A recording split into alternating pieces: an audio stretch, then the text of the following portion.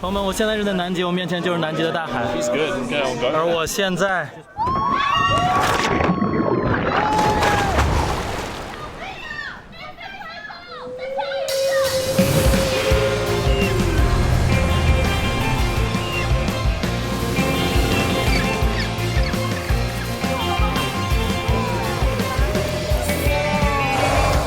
南极，这是这颗星球上最遥远也是最神秘的地方。早在公元前，亚里士多德就提出，在地球的另一端应该存在着一片巨大的幽灵大陆。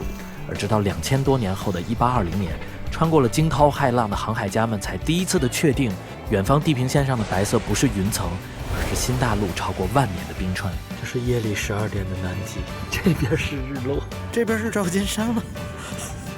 我不知道该怎么形容它了，这一刻太美了，太美了。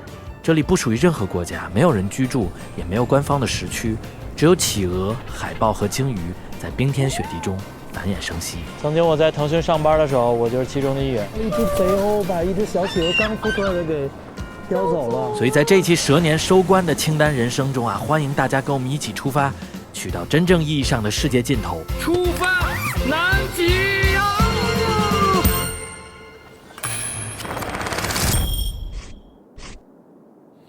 我们到那个南极只能带20公斤的托运行李，还有5公斤的手提行李，所以这一次我们超级轻装上阵，我们每个人只带了2身半的衣服。今天的第一程是北京的红眼航班啊，凌晨1点钟飞到新西兰的奥克兰，接下来将迎接我们的将会是40多小时的航行。拜拜。精神状态非常良好。好，北极匈奴，南极企鹅。大家知道南极肯定是远的啊，但是它到底有多远呢？不知道大家有没有看过一个关于南极的番，叫《比宇宙更远的地方》。这个名字就是引用了太空宇航员毛利卫在南极科考站说过的一句话。他说：“现在只要数分钟便能到达宇宙，但是要抵达南极却要花费数日的时间，所以它是比宇宙更加遥远的地方。”你知道有一个对指点的概念吗？我不知道是什么意思，就是你从北京挖一个洞，完全挖过去，那这边是阿根廷，而阿根廷的乌兹环亚是大多去往南极船只的起始点。虽然我们是从智利的蓬塔出发啊，但这里离阿根廷只有100多公里。因为咱们人类暂时还没有发明地球隧道啊，所以我们只能老实点跟地球绕路了。第一程先飞新西兰，接下来面对我们的是10几个小时的经济舱啊。我准备剪片子，朋友们，你准备干嘛？看小说。朋友们，你要是最近看小说。我的眼睛一往他手机那瞟，他就马上转过去。你们说他在看什么小说呢？那我肯定要搞事情。第一站，先往南飞11个小时，从北京到新西兰的奥克兰。刚刚那11个小时还行，因为一直正好在我们的校点，但是后边11个小时正好。2年前在节目里说是世界尽头的地方，结果只是这次行程的1/3。那第二程我们要再飞11个小时，横跨整个太平洋和安第斯山脉，抵达智利圣地亚哥。因为船票已然是一个人2万多美金了，所以秉承着坐公交去酒吧该省省该花花的原则啊，这次往返80个小时的航程，我们全程都是经济舱的特价票。那这么长的时间咋熬过来，就要各显神通了。那么要是除了小说以外，还有些莫名其妙的东西。这是个什么东西？很厉害，经济舱必备哈。Open the table， 哇，怎么说？我们做的时候呢，得这样呢。脚托。姑奶奶，你干嘛呢？这是啥呀？教那种脖颈牵引器，很好用的，比那个脖套好。摘掉啊！不能摘掉。对了，不舒服。我每次睡醒都是因为那个东西充好了气吧，它会漏。你没有给它拧好，它会漏，扯的。我看你睡觉的时候，你那都已经都漏成那样了。我的也没拧好。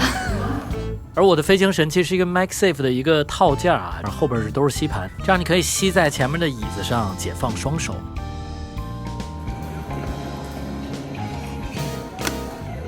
铁定我们从到机场到现在整整过去了29个小时，现在是下午的3点钟。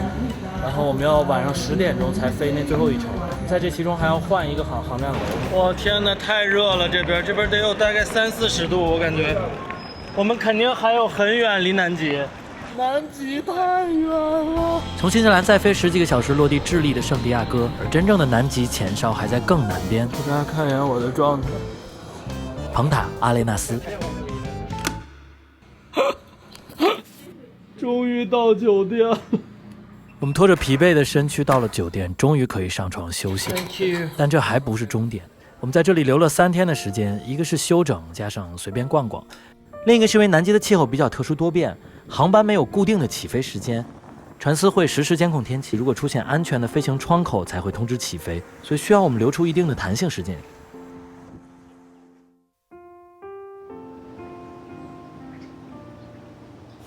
朋友们，我们俩活了。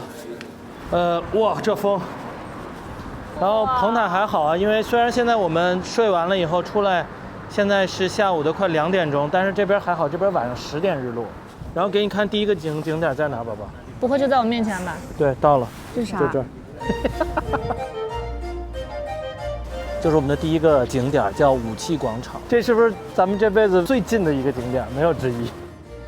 你看到上面那个人了吗？那个炮上面那个人，那个就是麦哲伦。哦，看到了吧？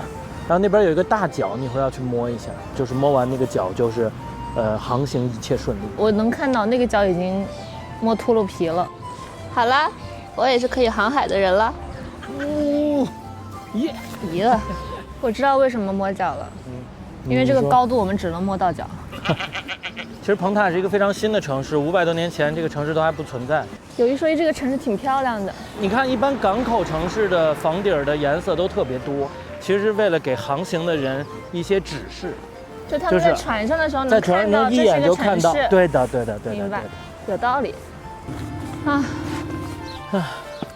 没想到跑南极又爬山锻炼来了。看呐，这应该是全世界最难的锁了。情人锁，应该会很难吧？他们的情感，他们的感情应该会很难吧？好像就是这儿了，一个观景台。看，哇，也就一般吧。但你看这些房顶真的都是彩色的呢，五颜六色的。你怎么又拍岩石呢？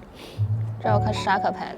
因为除了岩石没啥可拍的，但是今天云的很厚，所以适合拍岩石。现在我们在的位置就是蓬塔，可以说是最高的地方了，这里可以俯瞰整个蓬塔城。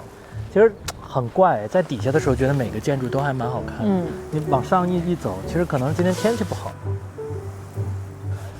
蓬塔还是进入南极的非常重要的门户城市之一，然后这也是全世界内陆城市中最难的一个城市。不是，是吗？不是蓬塔，我昨天查了。内陆城市中。OK。我加了一个定语。哦。你说的那个是在一个岛上。哦，明白明白。就找我茬，还找我茬，你还弹幕，你就是弹幕。你说什么了？你怎么能这么说观众老爷呢？我说某些极端的弹幕啊，没有说绝大部分的，好吧？然后我们现在在找一个牌子，那个牌子找不到，那个牌子上面有我们的家啊？什么家？一会儿找找吧。盛好家。哇，咱们是最大的牌子，我已经看见了，你找吧。这不一眼就能看到吗？北京。欢迎你，这个北京的牌也有点太大了吧？北京的牌确实太有牌面了。这是蓬塔离每个城市的距离，现在北京离蓬塔是12961公里，底下还有一个西安的牌子，原来西安会更远，18000公里。居然写的是中文。福州16875公里。啊，还有哈尔滨齐齐哈尔18770公里。那按照计划呢，我们回去以后，第2天白天还有时间，我可以剪剪片子。那傍晚可以到船司的探索者之家去领装备、开说明会、参加个欢迎晚宴，然后回去美美的睡一觉。第3天醒来以后，等待飞行窗口就好了。对，按照原计划的话。我们天塌了。本来我们计划是明天飞，然后下午只要2点去那个探索者之家报个到就可以了。然后刚刚临时通知我们，让我们赶紧去，说他们改了今天飞，说1点就要飞。我们只住了1晚上，怎么感觉就住了1个月似的？这可咋整啊？Take it out。呀呀， 10点45就走，还有10分钟。这样可以了。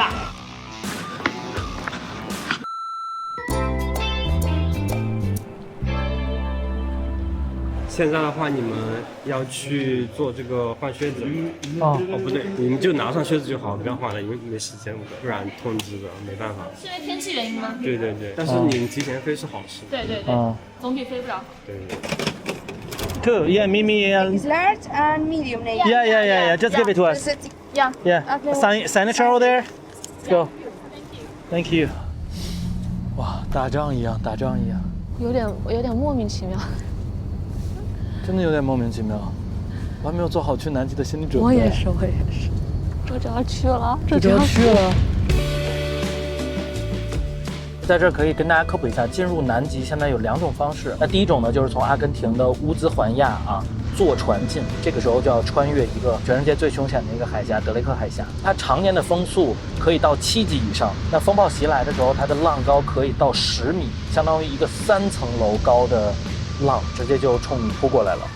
2天的时间都要在船上这么颠过去，而且有一点危险，说实话。所以现在我们在路上狂赶的这个飞机，就是第2种的进南极的方式就直接飞过去。这条航线其实就是这个船司开辟的，就叫 A21，那相当于800多公里的德雷克海峡，2天的一个路程，它飞过去只要2个小时，就对我们这种就是西洋团是比较友好的。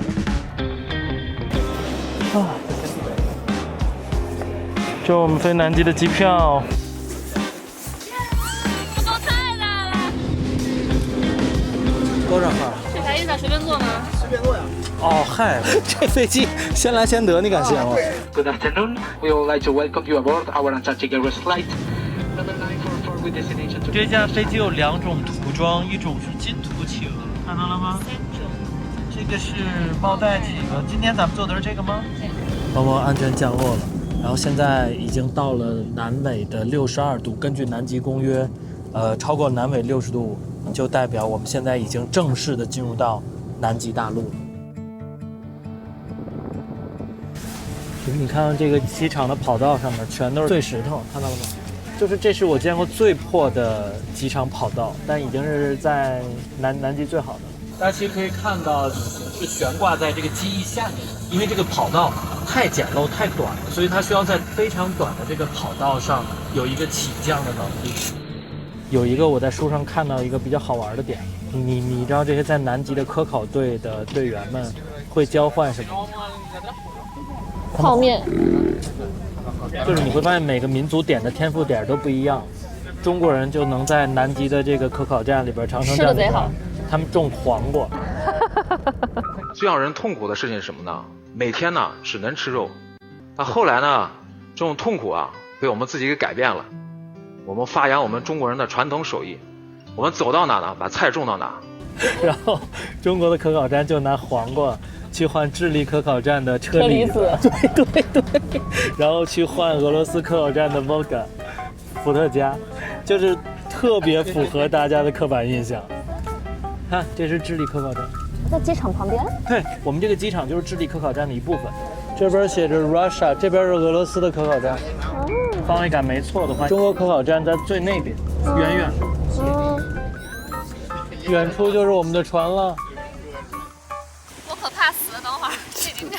我们刚刚在这儿把这个救生衣穿上了，然后我们一会儿就要坐这个小艇，然后到远处的大游轮上。我们上南极大陆所有的东西不能放到地上，你看，还要放到这个布上面，不能有直接的接触。为了登陆南极，探险队的每一位成员的鞋子和衣服都是需要经过特殊的处理。穿过了的冲锋衣得拿到他们探险者之家帮我们做一个生物清理。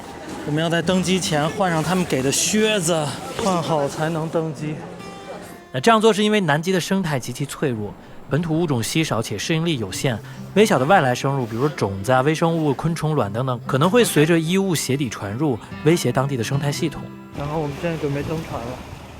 开题。哦，走喽！我其实精心的选了一身上岛穿搭，结果今天着急忙慌的，我们就这样匆匆忙忙的紧急登船了，甚至我们都还没有做好我们已经在南极半岛的准备，觉得这样冷不丁邦邦就登陆了，很不可思议。直到后面我们才知道自己有多幸运。哇！朋友们，这就是我们这2天要待的船了，比想象中的还是要大很多的。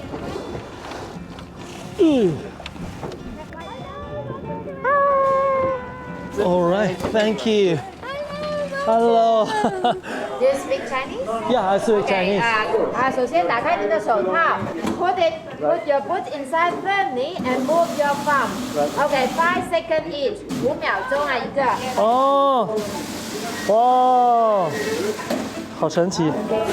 OK， 我干净了。OK。然后现在我们准备进去 check in 了。Left side, please.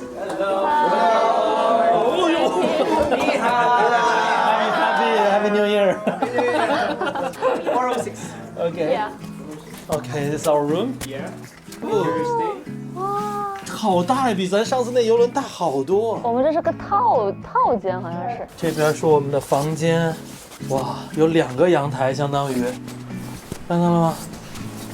洗手间。小企鹅，还有名字。你是 Lawrence， 我咋是大名呢？探险者。希望这2天能看到鲸鱼。然后这是2张明信片，这2张明信片我觉得可以抽给大家，很漂亮。后面才知道那天其实很幸运，就还好这个船司可以有优先起飞权，因为后边的船我们了解到有些就错过了登陆，只能改期或者退票。但这也是这家船司经营了20多年第一次这么早的提前起飞，所以反而还让我们在南极多待了1天的时间。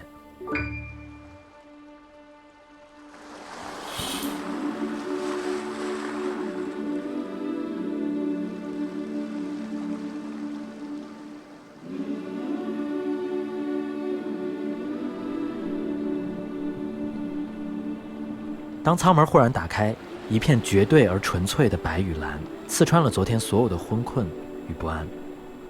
最奇妙的永远不是距离，而是在这一刻，我们才真正的意识到了，我们就在所有经线的汇集处的所在大陆，站在了时间开始的地方。虽然人类没有隧道，但我们有翅膀、耐心和永远想抵达彼岸的好奇心。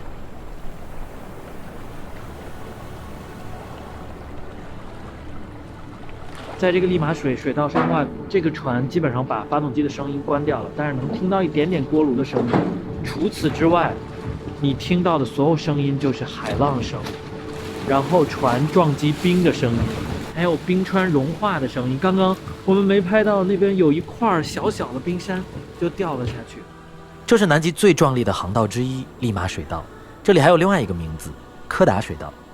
因为在天气晴好、水面完全无风的情况下，利马水道深色的海水会变成一面无比平整的黑色镜子，水道两侧高耸的黑白分明的悬崖与冰川，以及它们顶上湛蓝的天空和白云，会被这面镜子几乎1比1的完整的复刻下来。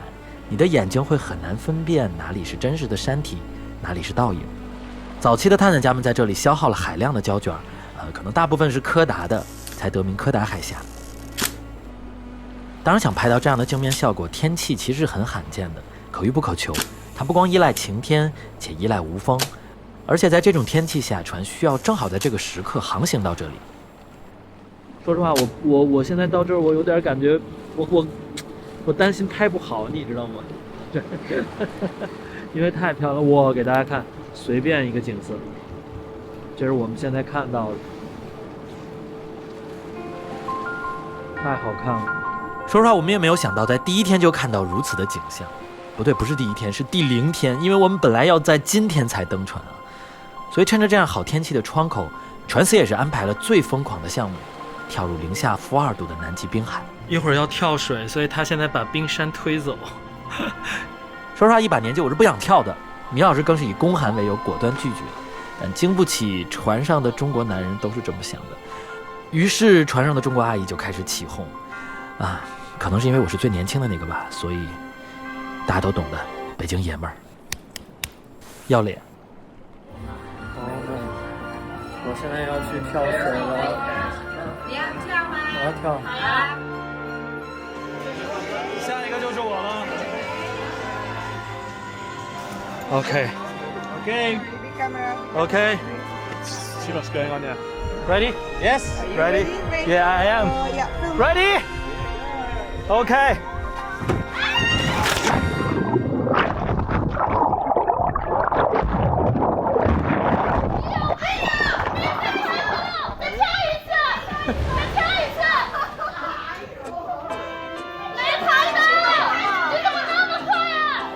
此时的我还什么都不知道，唯一担心的是苗师没有开120帧，但我确实没有想到他拍都没拍到。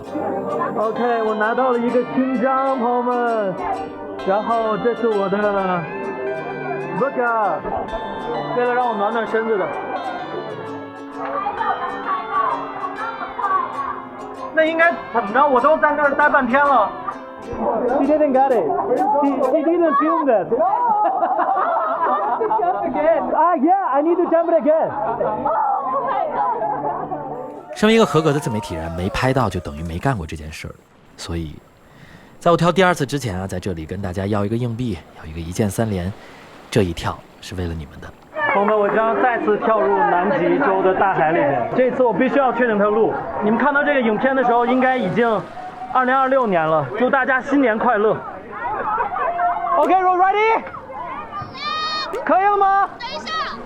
好了吗 ？OK。Ready? Sure? OK.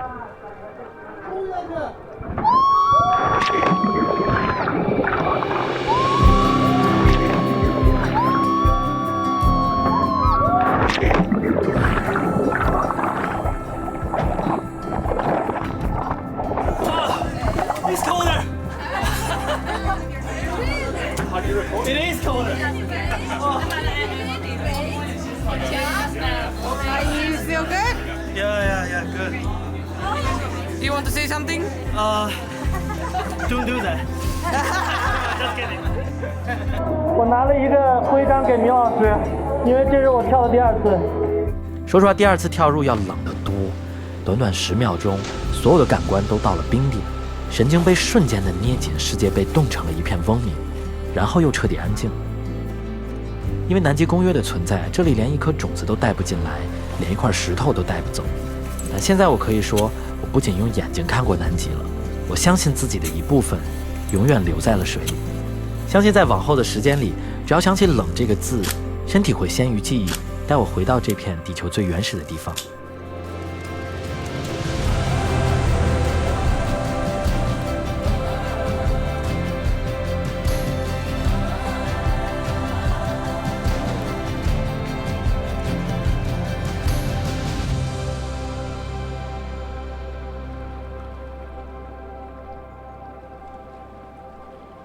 朋友们，现在是晚上的11点钟，然后大家都没睡。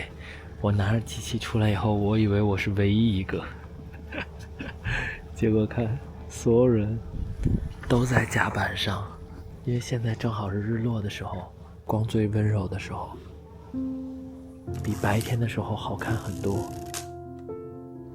现在大部分的人在这艘船上都去睡觉了。但这个景儿你能忍吗？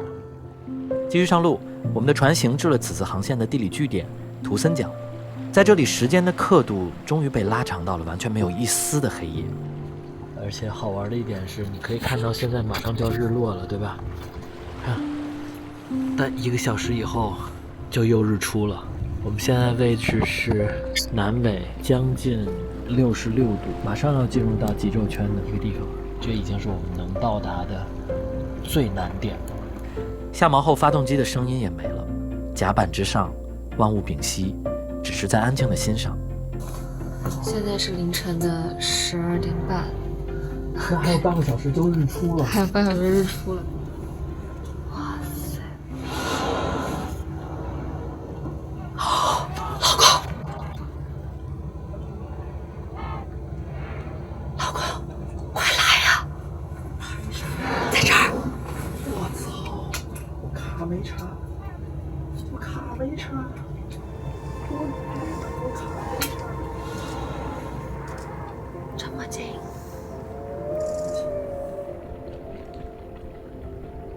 我小鸟在吃它的剩儿。它去我的位置。看到了，看到了。头出来了。每个漩涡就是一只鲸鱼，看。哇，天哪，他们在开 party 吗？我现在想着咱们在加州坐那几个小时晕船，为了看鲸鱼，咱简直是傻子。我惊呆了，睡什么觉呀？别睡了，都别睡了。真早起找咱们太好找了。也不用早起，就别睡，就在那儿，离我们也就20米。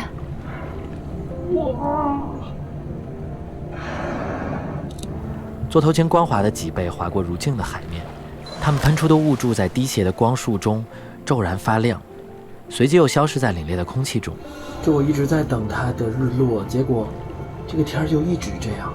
我必须得给你们看一眼，这个日落现在在这儿啊，大家看到这个太阳的日落在这儿啊，然后这边日照金山了，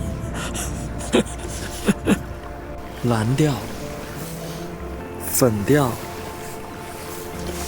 日出，天哪，这就是极昼吗？谁能给我出来解释解释？夏季的南极极昼不会天黑，日落是被无限拉长到2到3个小时的蓝调和粉调，而甲板的另一端正在日照金山，太阳在地平线上徘徊了一下又出来了，燃烧的霞光，燃烧的雪山，以及黑色海水中那些巨大而温柔的阴影，共同拼合成了一个完整的关于极地之南的答案。有人说南极是可以抵达的彼岸，却也是不可征服的远方。我们来到这里，见证了它最极致的面貌，也见证了自己面对它时内心涌起的敬畏与勇气。而这份勇气就是生命最年轻的状态，它无关年龄，更多的在于是否保持好奇以及探索的勇气。不拍了，不拍了，不拍了，陪我待会儿吧。